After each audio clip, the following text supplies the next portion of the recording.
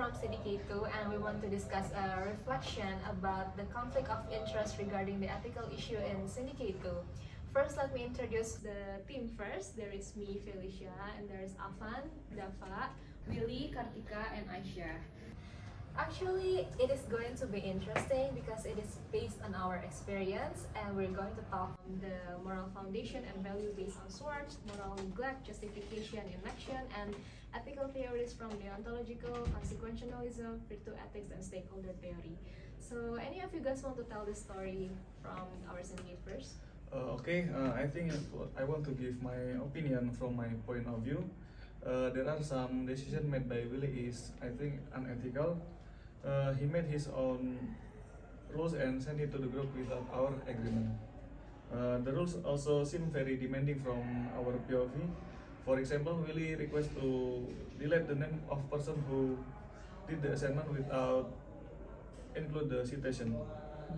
Maybe Willy can tell us about this from your POV. Yeah, thank you, Dafa. So, guys, we've been together for 8 months, and it seems that there are many unethical things happen in our group. Late, more than 30 or even 1 hour, and then an incomplete task, and then no proper quality of the assignment. So it makes our group suffer compared to others.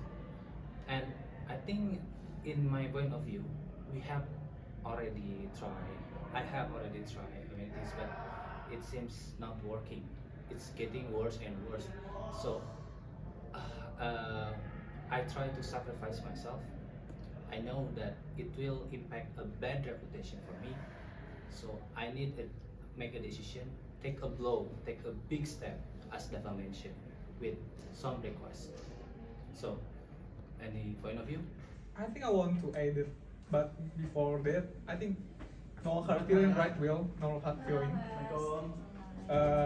For me, I remember that moment like it just happened yesterday. It was wild.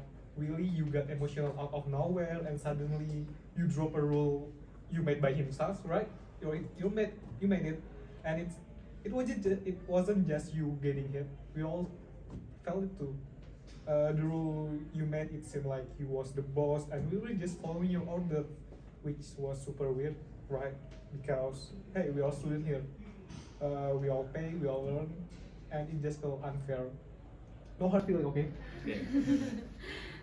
Do you remember that it's actually was an 8 holidays, so we had all the class online, which made the situation even harder to control since we couldn't see each other, and we made our own group and talked behind Willy, and I think it was very awful.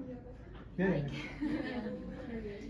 And I thought from my point of view that your action felt unethical because you made the decision that affected all of us without any prior decision. Even if your intention was want to solve issue quickly, acting alone overlooked to harm our right to be involved, which went against the principle of respect that we value in our syndicate. So, from the problem, we can see that both Willy and Syndicate's team member did unethical things just like what has already been mentioned. I want to discuss how our moral foundation and Schwartz value theory, which is a psychological tool to measure people's core value to influence our decision making, our attitudes and behaviors. And I think it is interesting since all of us have different results on our survey, right? Yes. Yeah, okay. I think I want to start first. Based on my Schwartz value survey, my highest score are in security and conformity, while my moral foundation shows strong emphasis on purity, proportionality, and authority. This combination reflects my deep preference in stability, structure, fairness, and it shapes how I respond to challenges and make my decisions. For example, during the issue in our syndicate, I was more risk-averse and cautious, and instead of reacting impulsively when Willy acted that way, I chose to step back and carefully evaluate the situation. Although at that time I felt emotional, I waited a few days and chat Aisyah first. Do you remember Aisyah? I remember. Yeah, I chat you first and waited for a few days before deciding my action. Do any of you guys want to share your result as well? Yeah, actually I felt kind of the same way as you, Willy, but that a little bit different. For me, I also score high in benevolence, and we just want things to be chill and respectful. So yeah, when Willy made the decision solo without taking any of us, and it felt wrong. Since I also felt like Willy, it's really bugged me. It broke the trust we had kinda with the five we building together. So for me, it's not about avoiding drama. It's about doing things together as a team, with everyone feeling included.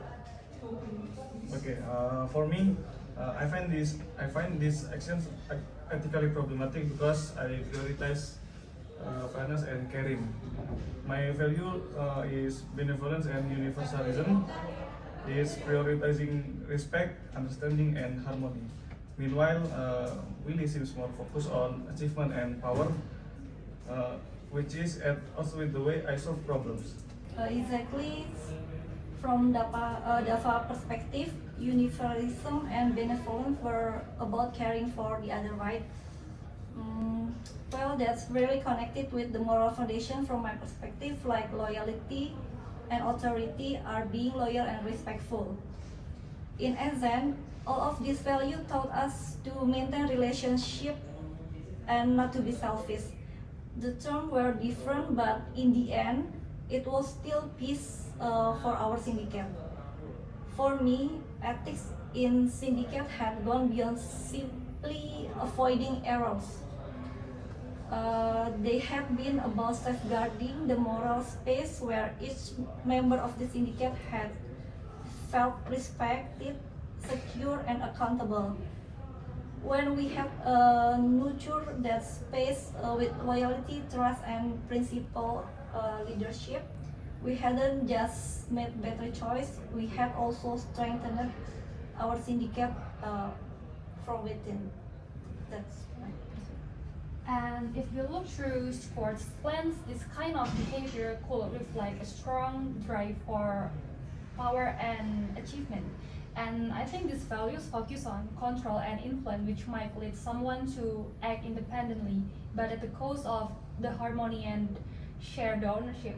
But the problem is, when those values go unchecked, they can override the space for others to contribute meaningfully. Honestly, with my values being purity and authority, I tend to see things in terms of structure. So when I saw the group constantly doing wrong, like being late, it feels like it's just the group dynamic, and I think it's normal. And from my perspective, I need to wait for some of time, hoping they would like self-control or such as kind of reflection. But after weeks of trying, I felt that it would be better if leadership was needed. So I stepped up, not because I don't want to be controlling, but because I believe that things had to be restored. And I understand that it may have looked too strict at first, but I'm sure that there's no other way to bring the group back on track. Yeah, so I noticed that in this group, it values harmony, right? Yeah. And also equality, really high. So, but for me, I really value high in sports value in terms of achievement, because I see that other groups is more achieving than us. And also regarding with this with the second dominant is stimulation. That's why I brave enough to take a big step. Based on moral foundation, I dominate in care. That's why I don't want to make this group to do unethical again and again. That's why I need to take a big step. And also the proportionality. I feel that when I try to be on time and the other is not, or I only the one who complete the task, it doesn't seem proportional for me. Okay. Yeah, this makes sense, I think. Alright, I think we have made the main issue is pretty clear and help us improve our group performance. So now let's shift to the prevention side. How can we avoid the moral neglect, moral justification, and moral inaction in our syndicate? Okay, I think I want to start from moral neglect since we clearly did moral neglect right in our problem. Let me start with the definition so we can have the same perspective in the definition of moral neglect. I think moral neglect occurs when individuals fail to recognize the ethical dimensions in their decision making. Sometimes people just don't realize there is an ethical issue in the decision they're making. In this case, some syndicates members have been showing up late to the meetings and we didn't do our task properly. At first, it seemed like just bad time management, but over time we can notice a pattern. Like, it wasn't just about being busy, but it was more like, well, everyone is doing it, so I think it's okay if I'm doing it too, or it's just a group task, so no big deal. That kind of mindset, maybe you can reflect on yourself too. The team has normalized the behavior and they have stopped seeing punctuality and commitment as moral responsibilities to the group. And because everyone else is doing it, no one questions it. So, do any of you guys want to talk about the strategy to prevent this so it doesn't happen again in the future? Okay, I think I have my opinion about the strategy to avoid the moral neglect. To avoid that unethical thing happening again, everyone in group should put in moments to pause and ask, is this the right thing to do? And start to think more rationally. Simple tools is like checklist, discussion, or asking someone to look at the ethical side can really help since we can also see from third party POV. I want to continue with the next concept. It is moral justification. It is related with moral neglect. However, moral justification says that when someone does something immoral, it is justified to do the same thing. So in my case, should I late? Also, should I didn't complete the assignment like them? So how to prevent that? I need to stick with my principles. How? I need to think the consequences. If I also late, it will make the late become later become more 2 hours, 3 hours, and also because I care them a lot, I don't want to make us as a group in the future after we complete the MBA, we have this characteristic. So the universality concept can make a change. The mindset can make a change for the moral justification to avoid that. Okay, I think I want to still in the moral justification. One thing that I've learned that it's really helpful if people feel too safe to speak, especially when something fell off. Like if someone's not sure about something, they should feel safe to speak up. And the leader itself, they should be the one who show their truth. Like, I mean, I got one trick that I like to use is by asking myself something like, would I be okay if I dispose it online? I mean, if you use that method, it will change your mindset. It really shifted. And also, if we keep things transparent, open, and each other of our value, it becomes way harder to pretend something wrong is actually okay. I got it about the justification, but guys, let me go with moral inaction. Do you guys remember that it happens when someone notices something's wrong? And in this case, maybe when other members were seen breaking on the rules, but the other members just don't do anything about it. And often it's not because they don't care, right? It's usually because they're just afraid to speak up, or they just unsure of what to do, or maybe they just think someone else will be doing for it. And actually, I think this is really common in groups where roles are getting unclear, or where people don't feel safe enough challenging authority. But I'm sure that over time, moral inaction can be dangerous. It allows harmful behavior to become normal just because no one called it out. And when silence becomes the norm, it makes the team even worse for the future, I think. So, how did we address this issue, guys? Or my, from my point of view, maybe first step was fostering a culture where speaking up was encouraged. Asking questions like, "What would you do if blah blah blah?" This discussion equip our syndicate to respond effectively when it truly matters. And then the overcoming moral neglect, moral inaction, and moral justification require empowering our syndicate with the confidence and tools to speak up, ensuring doing the right things wouldn't lead to negative consequences. While system and policy were essential, leadership played a pivotal role. When leaders openly discuss ethics, acknowledgement their mistake, and comment ethical action even when it's challenging, it sends a clear message that moral courage was valued.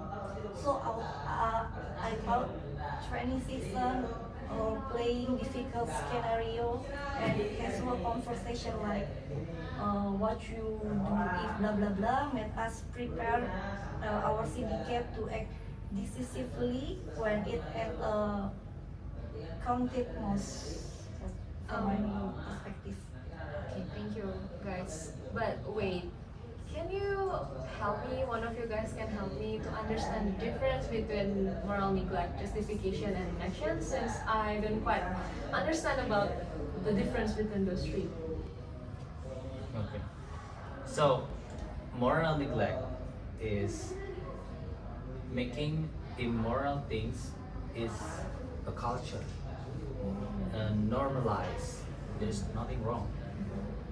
Moral justification, the second one, is it doing immoral because others also do it?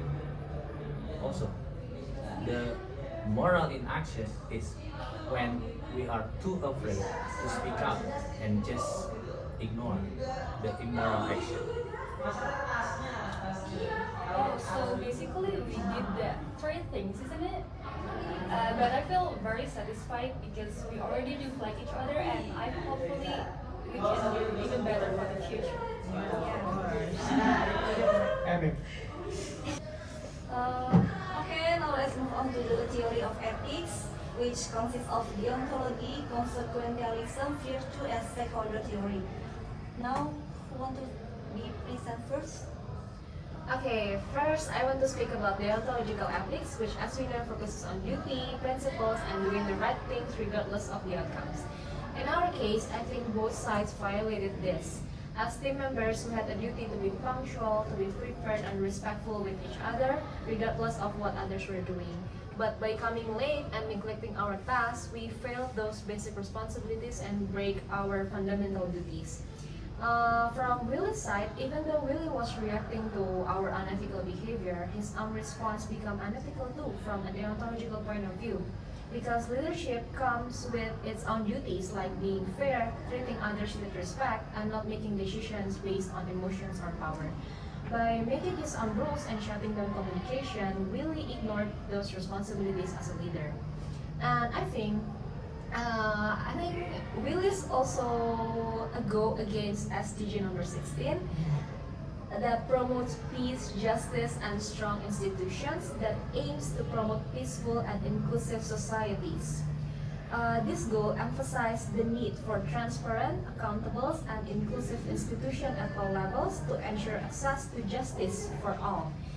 And by doing that thing, I don't feel like he promotes justice in our group, right? Since he made his own decision. Therefore, from a deontological ethics perspective, as a team, the best move is to come together, like what we're doing right now, and create shared ground rules. not out of fear of consequences, but because it's what respectful and responsible teammates ought to do. Do anyone want to share from other ethical theories? Okay. Well, looking at this incident through the lens of consequentialism, the initial decision is clearly valid and it led to the chaos and broken parts. Even though the goal was to fix lateness and the outcome is hard to think. But when we decided things together, like the lateness fight, it worked better for everyone. They also support SDG number 8, which is about creating a fair and productive work environment. So, making ethical decision is really does improve how we work as a team. Yeah, I think I will add from the virtual ethic lens. Yeah, I know it sounds deep, but hear me out. It made me think what kind of syndicate we actually want to be. Really act of flirtation, sure, but he missed out on stuff like patience, empathy, and humility. And honestly, we laughed out during the break that wasn't cool either. The turning point came when we sat down and actually listened. Like right now, I mean, we sit down and listen. That took maturity, responsibility, and fairness. And think bigger in any business, we got stuff like contract and even systems really go like Farel and Dafa mentioned previously. I agree that really against to SDG number 16 and 8, right? But I also want to add that really go against to number 17, the partnership for the goal. I mean, if we can work with trust and respect, we're not just breaking up group harmony, we're breaking the real commitment too, right? Yes. So yeah, that virtual matter more than we think. But if you're looking from the stakeholder theory perspective, the real problem is all the voices are not heard. I think Willy acted as though his view was the only one that mattered, and we, in return, just created a separate group that excluded him. Ali, do you remember that when I told you about it? Yes, I'm the first who initiated to make those group, but actually it's because I just want each of us speak about what our feelings without feeling intimidated, I guess. And I mean, before we start the next problem solving, so I think this is very urgent. And I think this has a broader impact on our syndicate as a team. Ethical decision making means involving all stakeholders, especially those affected directly. When we finally had the open conversation and agreed on clear rules together, that was stakeholder inclusion in action. And it's not just about the outcome, but also how the decision is made.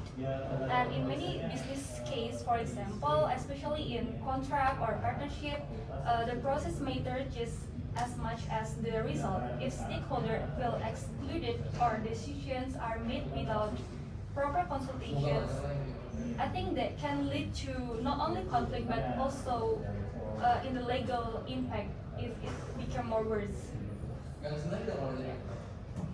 Okay, guys, I understand all of your point of views regarding the theory of ethics. So, what is ethics? Ethics is doing the right thing based on good motivation, good motive, good outcome for all stakeholders. So that's all of theory of ethics. What I have said that I know that I will have a bad reputation because of my action. I want to disagree and take defense that what I do is unethical. Because I know that from your point of view, it is unethical. But from my point of view, I need to do this because if I didn't do this, it will make a moral inaction, moral justification, and moral neglect, right? So, in the short term, it will be a negative for me.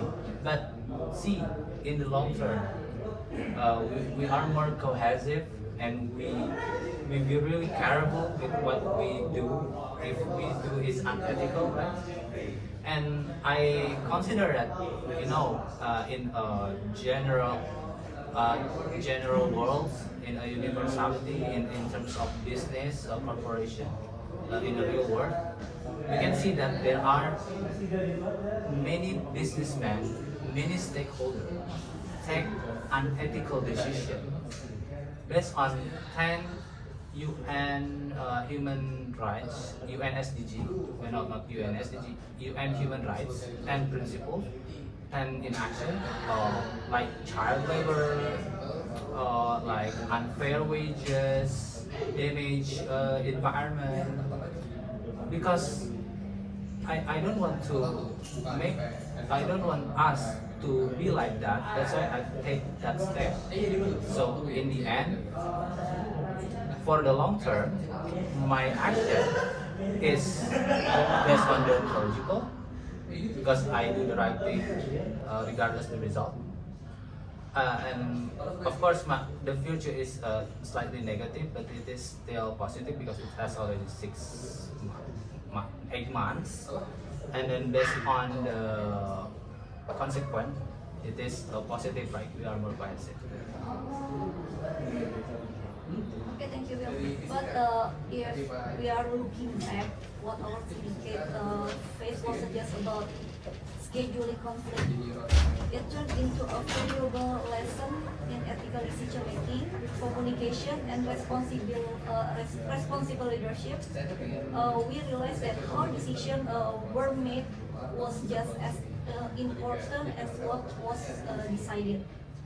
This insight ties directly into business practice, especially in contract law, where consent, clarity, and fairness are essential. Listen, guys, for the instance, in company setting, if a department have changed a project deadline or modified deliverable terms without informing the team or obtaining client agreement, it wasn't just an ethical issue. It could breach contractual obligation that create confusion and risk project failure. So ultimately, this situation in our syndicate taught us to approach future teamwork, workplace challenges not only with ethical awareness, but also with commitment to fair and inclusive decision making, aligning with both legal standard and sustainability principles. That's all. Wow, what a great discussion we had. We learned and reflect from moral values, SWORDs, until theory of ethics and related with the sustainability. Do you have any point of view? The lesson we learned? From me, this situation teaches us that ethical behavior in a team isn't just about avoiding big mistakes. It's about fulfilling everyday responsibilities with integrity. And whether you're a team or a leader in a team, ethics means showing up, communication respectfully with each other, and making decisions that respect everyone's role and voice. Ultimately, I think a healthy team needs more than rules. It needs shared value, mutual respect, and a commitment to do the right thing. For me, through the frameworks like a moral foundation and SWORD's value, we realized that ethical conflicts often stem from misaligned priorities, like authority versus fairness or control versus inclusion. I think looking back, I saw how easy we was things like moral neglect or inaction to slowly break our syndicate. But once we add some key stuff like learning pause before reaction, like Feli and Aisyah did, it was so impactful. Like still keeping the convo open and make sure everyone is felt safe and value. It's done something good, right, guys? Yeah, right. And I get it. And when we examine our action as through ethical theories such as deontological, consequentialist, virtue ethics, and stakeholder theory, we understood the good decisions are not only about solving the problem, but also about how we approach the problem responsibly. right? Right. So, in my opinion, this incident reminds us that ethics in business was not abstract. It was found in everyday decision, in how we spoke, how we lead, and how we respond to this agreement. Right. What I have learned is ethics should be embedded in business and organization, and it is a practice. So because it is a practice, it is a long-term journey. What I mean a long-term journey, it is something that we learn from what we have reflect. That's all, guys. Thank you so much, and I hope it will be a good reflection for all of us. Yeah, don't break your syndicate. Keep it together. Right. Yay!